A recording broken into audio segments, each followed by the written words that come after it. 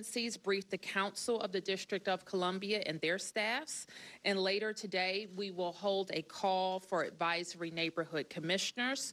Just yesterday, I directed $500,000 from the district's contingency cash reserve fund to order personal protective equipment and other necessary supplies for our first responders and frontline staff. This morning, we placed another order for necessary equipment. In just a moment, Dr. LaQuandra Nesbitt will give you a review of the symptoms residents should watch out for and steps we can all take to prevent the spread of germs.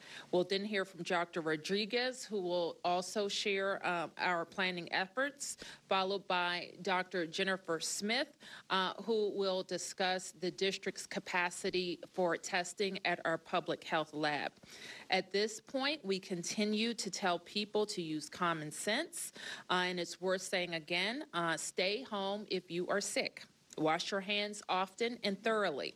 If you have reason to believe that you have been exposed to the coronavirus, call ahead to your healthcare provider and get checked out. No one should panic. We do not want everybody, but we do want everybody to follow the tips to prevent the spread of germs. It is also worth noting that the coronavirus does not recognize race, nationality, or ethnicity. While the virus started in China, that's just geography. It does not mean that anyone with Chinese ancestry is more vulnerable to or likely to have the illness. Again, right now we're working to prevent the spread of germs. So with that, I want to ask Dr. Nesbitt to give an update from the perspective of our lead agency, the D.C. Department of Health. Thank you, Mayor Bowser. And thank you for providing this opportunity for us to give an update of the activities that are going on here in the district as it relates to our response to coronavirus that causes the disease COVID-19. In the District of Columbia, we have been preparing for this response and working with the other district agencies and our partners in the healthcare sector and the healthcare industry and providing healthcare providers throughout the District of Columbia information for the past several weeks to months. The symptoms of COVID-19 include mild to severe respiratory illnesses with fever, cough, and shortness of breath being possible to occur.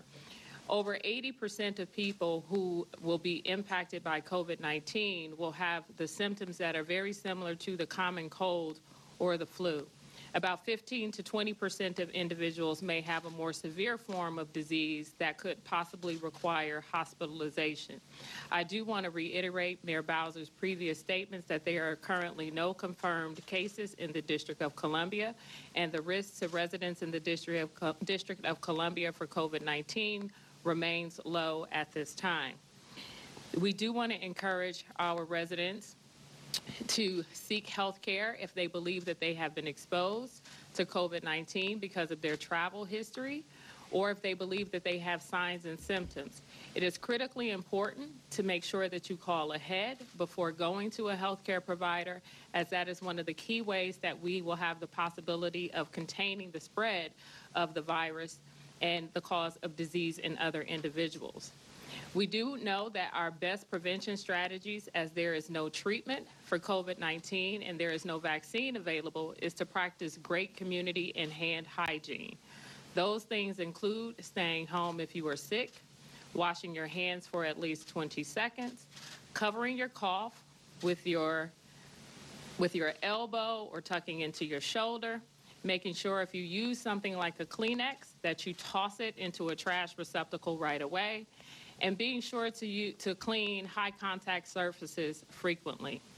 So those are some of the things that we can do to make sure that we prevent and reduce the spread, and in addition to some of the non-pharmaceutical practices that we are using to help reduce the spread with our public health partners and our healthcare partners.